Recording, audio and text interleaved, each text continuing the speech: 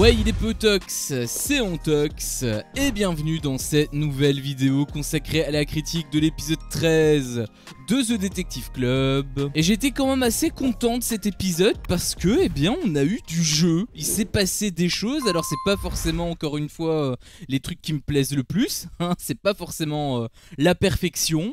Mais il y a quand même du mieux, ou en tout cas on va dire de la régularité dans ce qu'il propose, puisque, eh bien encore une fois, on a eu un épisode avec 2 jeux, donc c'était assez intéressant, c'était assez divertissant, c'était assez dynamique, et même c'est vrai que j'en parle pas trop, mais il faut quand même le dire, le rythme dans cette émission, elle est quand même plutôt bonne. C'est vrai qu'il y a des moments qui sont un petit peu trop longs, mais ça je pense que c'est plutôt dû à la durée de l'épisode que des séquences en elles-mêmes, hein, parce que en soi, c'était même d'ailleurs le cas encore une fois sur cet épisode-ci, mais 48 minutes pour moi c'est trop long pour un épisode. Pour moi vraiment c'est trop long 48 minutes. Pour moi ils retirent 10 minutes, ou en tout cas 8 minutes, enfin ils font 40 minutes avec générique et teaser et tout le bordel. Pour moi ça c'est la durée idéale, et ils seraient pas obligés justement d'étirer certaines séquences en longueur, et concernant des séquences qui étaient un petit peu reloues sur d'autres épisodes, en réalité c'était l'exception, hein, le truc avec Lohan etc, le bisou et tout, en réalité on a eu que cet épisode là, et d'ailleurs on n'a pas eu d'autres infos, hein, par rapport à leur potentielle jalousie avec Bengouz, même l'histoire entre Lohan et Nicolo, on a toujours pas la suite non plus, donc c'est quand même assez rare, et donc il faut quand même le noter, le rythme est quand même relativement bon. Le problème que moi j'ai la plupart du temps, c'est déjà le fait que les jeux sont toujours les mêmes. Alors le fait qu'ils innovent un petit peu et qu'on puisse surtout jouer, parce que c'est surtout ça en fait l'intérêt de ces jeux là, surtout s'ils servent toujours la même chose, c'est de pouvoir jouer, et ça a été le cas. Bon, ça a été le cas que sur le premier jeu, puisque c'est le jeu classique avec trouver l'intrus etc, donc c'était trouver un faux barman. C'était plus dur quand même que d'habitude, parce que là il n'y avait pas que 3 choix, il en avait 4, donc c'était un petit peu plus corsé. C'était également plus long, parce que ça s'est pas fait que sur un seul round, ça s'est pas fait en one shot, mais il y a eu plusieurs rounds. Il y a eu d'abord les questions qui ont été posées, et ensuite il y a eu la fameuse démonstration, et sur base de ça là ça a été réduit à 3, et donc là ils ont pu trouver le nom. J'ai trouvé que c'était intéressant, honnêtement j'ai trouvé que c'était intéressant. C'était le 3ème qui était le mauvais. Moi je doutais entre le 3 et le 4, donc j'avais bon, hein, déjà quelque part, et ensuite j'étais pas sûr parce que ça a pas été spoilé comme je l'ai dit, donc on a pu vraiment jouer du début jusqu'à la fin, et ça c'est quand même plutôt appréciable. Alors il y a des trucs quand même qui étaient un petit peu bizarres, notamment la règle des 3S que Enzo avait dit. Je sais même pas si c'est réel le truc qui balançait. En tout cas les barman ils avaient pas l'air d'être trop dans le coup, ils étaient pas trop sûrs de ce que c'était, donc à mon avis c'était du bullshit honnêtement, ou alors c'était un truc mais pas forcément la règle d'or comme il te l'a vendu. À mon avis c'est juste un petit truc de barman que certains barman se font, mais je pense pas que ce soit la règle d'or des barman, tu vois. Et aussi l'autre truc qui m'a un petit peu surpris, enfin c'est pas que ça m'a surpris, mais c'est surtout que j'ai trouvé qu'en fait les joueurs, autant Enzo du coup par rapport à cette règle, même si lui il a quand même bien joué parce que il a participé à la bonne réponse, donc ça c'était quand même plutôt un bon point pour lui, même si apparemment quand tu donnes la bonne réponse t'es dans le viseur, hein. On se souvient de Nasser. J'ai trouvé que c'était quand même bien joué. En revanche Giuseppa elle avait fait un petit peu la même chose, alors elle était plus discrète quand même que Enzo, mais elle a eu un impact plus grand, parce que en gros il savait pas trop se mettre d'accord etc, et en fait t'as Nicolo qui disait ouais c'est pas lui, vous vous trompez etc, et du coup ce que Giuseppa a fait c'est qu'elle a dit tu sais quoi, la dernière fois t'avais raison et on t'a pas écouté, du coup on avait eu tort, cette fois-ci on va t'écouter et on va espérer que tu aies raison. C'était elle qui avait proposé cette idée là, tout le monde a été d'accord, ok très bien. D'ailleurs c'est vrai que je l'avais pas dit, enfin je l'ai mis en textuel mais je l'ai pas dit oralement, mais en fait je m'étais complètement trompé, hein. Tout le monde pouvait voter, ça se faisait à main levée, même avec le jeu précédent, donc c'est pas du tout ce que je pensais. Je sais pas ce que j'avais bu, j'avais peut-être 3 grammes dans le sang, je sais pas, mais dans tous les cas voilà, ça se fait bel et bien en vote collectif, donc c'est vraiment tout le monde, enfin pas tout le monde mais c'est la majorité plutôt qui doivent être d'accord, et donc la majorité a été était d'accord pour Nicolo. Nicolo donc a donné sa réponse, etc. Finalement c'était faux, donc il a pas gagné, hein, il a pas gagné, ils ont pas gagné, tous les candidats ont perdu l'indice. Et pareil, j'avais trouvé encore une fois que c'était pas forcément super bien joué de la part de Ju, parce qu'en fait elle a eu un impact direct dans le négatif. Autant Enzo il a bien joué, parce que lui bah du coup ça a été plutôt dans le positif, autant Ju, bah là pour le coup j'ai trouvé que c'était un risque. J'ai trouvé qu'elle avait pris un risque, après ça lui a pas trop retombé dessus. Encore une fois, je sais pas pourquoi à chaque fois il tape à côté, il tape pour des micro-détails alors qu'il y a des trucs comme ça qui sont 20 fois plus importants, mais non. On préfère rester sur Beverly, hein, on sait pas pourquoi Beverly, mais on préfère rester sur elle, alors qu'à côté t'as des je sais pas qui ont des impacts quand même dans le jeu, hein, par rapport au fait que ils ont pas l'indice, c'est à cause d'elle, mais ça lui est pas reproché. Il y a eu également la suite de l'enquête concernant donc Enzo qui était un petit peu visé, etc., notamment par rapport à Beverly. C'était assez intéressant, honnêtement, j'ai quand même bien aimé, même si Enzo je l'ai trouvé un petit peu trop agressif, mais en soi, parce que c'était aussi ce que Giuseppe avait dit, elle avait dit qu'il fallait qu'il se canalise, etc., mais en soi la première fois qu'il a été dans le viseur et que cette fois là il était pas voleur, il avait réagi exactement de la même manière. Donc je trouve qu'au contraire le fait qu'il soit agressif comme ça, il reste cohérent avec son personnage avant, tu vois.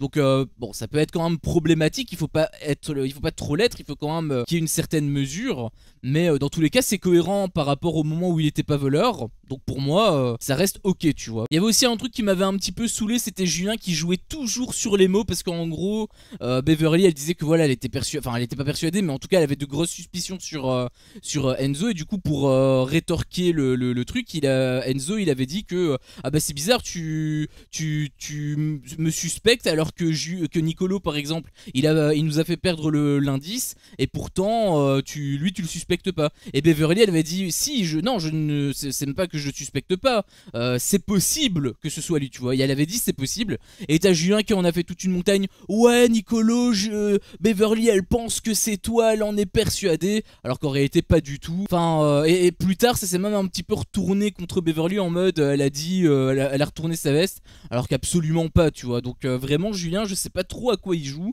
je sais pas s'il est réellement dans le jeu ou s'il est juste là pour créer des séquences, juste là pour faire le show, parce que bon en réalité il est inefficace à tel point que les 3/4 de là où il vise, à chaque fois il vise à côté en fait. Donc je sais pas s'il est nul ou juste s'il fait exprès et qu'en réalité il s'en fout un petit peu du jeu, et c'est un petit peu ça que j'ai peur. En fait j'ai l'impression avec Julien que le jeu limite c'est Osef, ce qui compte c'est de tirer sur tout le monde, en tout cas sur ceux que tu connais pas, et c'est pour ça entre autres que Giuseppa elle est à ce point sous les radars. Enzo il a été un petit peu plus, mais justement typiquement Enzo la défense qu'il avait c'était dans ce cas, c'est à dire que tu suspectes également que je sais pas, et Beverly avait dit ah oui non je la suspecte pas vraiment, enfin je sais pas trop, et du coup il avait utilisé Giuseppa comme bouclier et ça a fonctionné. Vraiment j'ai l'impression que Giuseppa c'est je sais pas, peut-être la sainte, celle qu'on n'a pas le droit de nommer, parce que si on suspecte Giuseppa, on suspecte Giuseppa, est-ce que c'est un drame? Je pense pas, tu vois. Enfin vraiment la partie enquête, c'est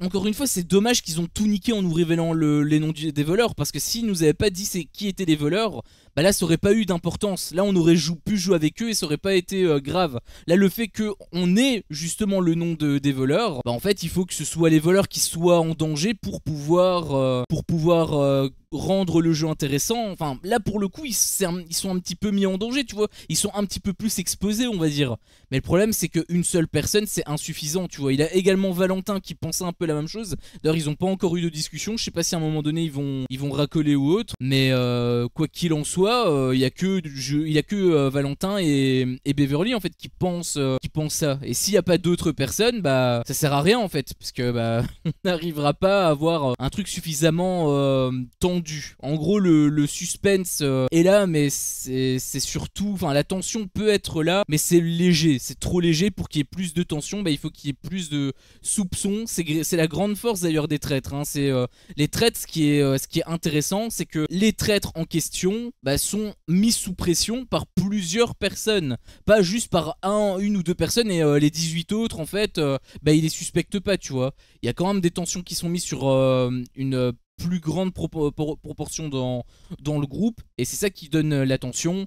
Là en l'occurrence, bon, il y a un petit début, hein, je dis pas il y a un petit début, mais pour l'instant c'est encore un petit peu trop léger. Et pour terminer cet épisode, eh bien on a eu donc le deuxième jeu, comme je l'avais dit. Le jeu par contre qui m'intéresse vraiment pas, parce que c'est un jeu où on peut pas jouer, c'est un jeu en plus qui est un petit peu absurde je trouve, parce que voilà, tu dois juste tirer des cartes et trouver une excuse, mais l'excuse en réalité elle pourrait être bidon, c'est bas les couilles. Du coup, bon, je suis vraiment pas fan de ce jeu, mais bon, on a dû le voir. Dans tous les cas, c'est un jeu, moi je le considère un peu comme jeu bonus, tu vois. C'est le deuxième jeu de l'épisode dont j'ai déjà été rassasié avec le premier jeu. Bon, c'est pas grave qu'ils mettent ce deuxième jeu ici. D'ailleurs, c'est la deuxième fois d'affilée par rapport à ces deux jeux-là. Est-ce que c'est calculé? Parce que si c'est calculé, c'est vachement intelligent de leur part, hein, parce que ça signifie qu'en gros, ils t'ont mis deux jeux avec le jeu le plus pourri dedans pour justement ne pas te faire trop ressentir la lourdeur du truc ou des choses comme ça. Donc, si c'est calculé, franchement, c'est bien joué. Il me semble que la première fois, ça n'a pas été le cas. La première fois, ça n'a pas été sur le même épisode.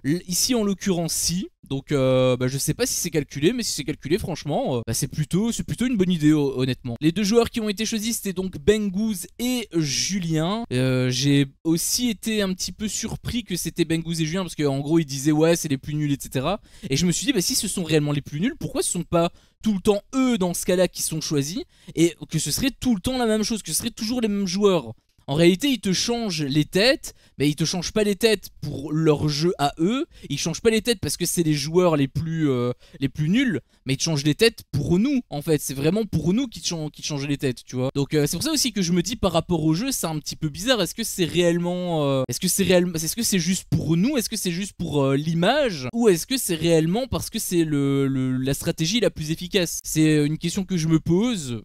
Peut-être qu'après il peut y avoir des règles. Il me semble qu'il n'y a pas eu cette règle là, mais peut-être qu'il y a une des règles, ils peuvent pas choisir les mêmes personnes deux fois d'affilée, tu vois.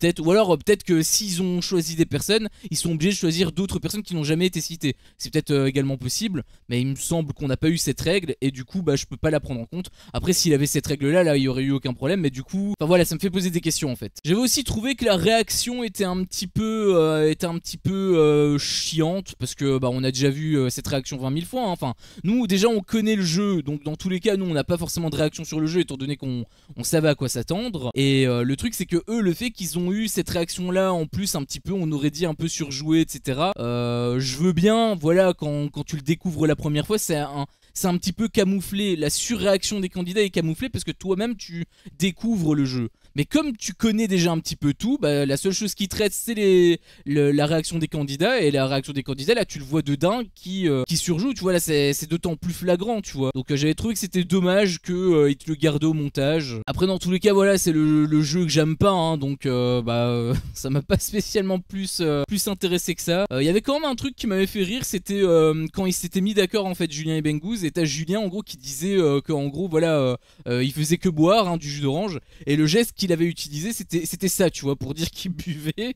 Et bon, je sais pas, hein, peut-être que ça dépend des pays. Moi je suis belge, je suis pas aux Émirats Arabes Unis ou en France, mais peut-être que dans ces pays-là c'est en effet la boisson. Mais dans mon pays, ce geste-là c'est pas la boisson, hein. Je sais pas si tu vois de quoi je parle, mais ça a une autre signification en fait. Du coup ça m'avait quand même fait pas mal rire. Après ce qui m'avait fait un petit peu moins rire c'était les orientations de SCH. Enfin j'avais trouvé que c'était des orientations, après il les avait quand même piégés à certains moments. Mais on aurait dit qu'il les avait un peu aidés. Je pense notamment à un truc où en gros il avait posé une question à Bengouz, où est-ce que vous aviez été, il avait répondu à une soirée. Et t'as SCH qui a dit à une soirée, t'es sûr? C'était pas une boîte de nuit? Et du coup Bengouz il a dit ah si c'est une boîte de nuit. En fait il lui a carrément soufflé la bonne réponse. Alors dans tous les cas ils étaient à 7 sur 10, donc ils ont quand même gagné. Et si cette réponse là était mauvaise, ils auraient quand même eu 6 sur 10, donc ils auraient quand même gagné dans tous les cas. Mais j'ai trouvé que c'était un petit peu trop orienté. Et je me suis même demandé, est-ce que en fait c'était pas encore une fois fait exprès? Comme par hasard quand c'était Enzo et je sais pas, qui était d'ailleurs un choix extrêmement con, hein. Le fait que les deux soient en même temps choisis, c'est très risqué. et comme par hasard ils ont perdu, et ce sont les seuls qui ont perdu. Donc pour le coup je me pose vraiment la question, est-ce que c'est pas clairement scénarisé? Pas scénarisé comme The Power, hein, pas à ce niveau, pas à ce niveau-là, parce que là c'était toute la saison qui était préméditée. Ici c'est pas vraiment ça que je dis, c'est plutôt dans le sens où sur le planning, on va dire, c'est le fil rouge de la prod sur ce qu'ils avaient prévu, c'était que simplement Bengouz et Julien gagnent, et le fait qu'ils avaient des petites mauvaises réponses à gauche à droite, peut-être que SCH a été poussé pour leur donner quand même, leur valider les bonnes réponses, tu vois. Et c'est ça un petit peu que moi je me dis, parce que des séquences ainsi c'est trop bizarre. Pareil avec le truc de Julien quand il a gagné l'immunité, c'était pareil, bizarrement fait en fait. Donc enfin bref, j'avais trouvé que c'était un petit peu bizarre avec Julien quand il a gagné l'immunité. Et là pareil, le fait que SCH a orienté sur certaines questions. Enfin j'ai pas d'autres exemples en tête, honnêtement. J'ai pas analysé non plus toutes les questions, mais en tout cas ici Julien et Bengouz ont clairement été aidés. Donc pourquoi est-ce que ça a changé quelque chose? J'avoue qu'il y a pas mal de zones d'ombre, et c'est pour ça que je reste un petit peu distant vis-à-vis de ça. Je sais pas trop encore si c'est réel ou non, mais ça a l'air d'être un petit peu orienté, honnêtement, je te le dis. Enfin, encore une fois, pas comme The Power, hein, c'est pas scripté à ce niveau-là. Mais je pense pas que ce soit un jeu 100% réel. Je te le dis honnêtement, il y a des petits trucs qui sont un peu bizarres. Par contre, le truc qu'il faut quand même dire, hein, parce que comparé à The Power, il y a quand même pas photo. L'indice, encore une fois, deuxième indice, je pense d'ailleurs gagné dans l'émission, vrai indice, je parle. Et pareil, indice qui a réellement une utilité. Alors, l'utilité, bien évidemment, elle est amoindrie par rapport à la note vocale qu'ils ont. Ah non, c'était troisième indice, pardon. Ils avaient déjà eu le premier indice où ils savaient qu'ils se connaissaient pas, que c'était un garçon et une fille. Et pareil, un troisième indice, troisième fois où ça a été strictement supérieur aux indices de The Power. Donc ça me fait un petit peu rire, parce qu'en gros ils ont eu une discussion, la discussion qu'ils ont eu pour déterminer qui était le voleur, que Giuseppa donc avait contacté Enzo, etc., etc. En fait il y a eu des screens qui ont été partagés, et ça pour le coup c'était assez intéressant. Alors il y avait également une photo de Giuseppa qui a été censurée. Donc ça c'était quand même le b.a.-ba, hein. Je veux dire, là ça aurait été peut-être un petit peu abusé. Ils auraient quand même pu éventuellement donner une image floutée, tu vois. Mais après ça peut peut-être également servir comme quatrième ou comme indice suivant. Donc ça peut également être une possibilité. Aller toujours plus loin, en gros faire la technique de l'entonnoir. Là tu vois très très large, et plus tu avances, plus tu gagnes d'indices, plus l'indice est de plus en plus compromettant. Ça peut être une bonne stratégie.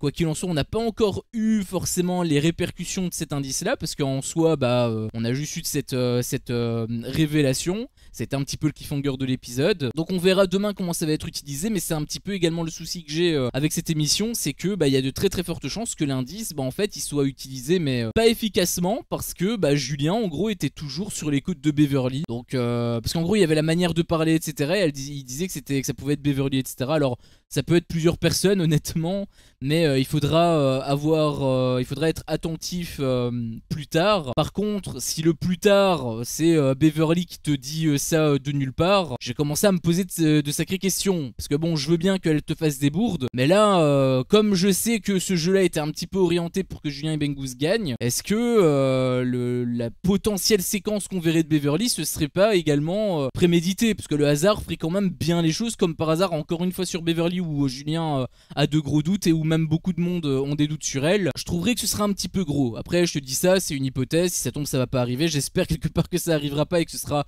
plutôt Giuseppa qui fera cette erreur-là. Comme ça, voilà, il y aura un petit peu de danger pour eux, et ça va être un petit peu plus intéressant. Mais dans tous les cas, il faudra attendre pour pouvoir voir si ça va être intéressant ou non. Mais ça, bien évidemment, ce n'est que mon humble avis. Moi, maintenant, ce qui m'intéresse, c'est le vôtre. Qu'avez-vous pensé justement de cet épisode? Est-ce que vous êtes d'accord avec moi sur certains points ou non? Si vous êtes d'accord avec moi, vous connaissez la chanson, vous pouvez mettre un petit like. Et si jamais vous n'êtes pas d'accord avec moi, ou vous êtes quand même d'accord avec moi mais que vous voulez réagir sur certaines choses, rebondir sur certains de mes propos, ou même ajouter certaines choses que je n'ai pas dit, eh bien vous pouvez tout simplement me le faire part dans l'espace commentaire. Si jamais mon contenu vous plaît, je vous invite également à le partager, à vous abonner, et pourquoi pas à activer la cloche, comme ça vous ne louperez aucune de mes autres vidéos. Merci à vous tous pour votre visionnage, et je vous dis à la prochaine pour une prochaine vidéo. Ciao.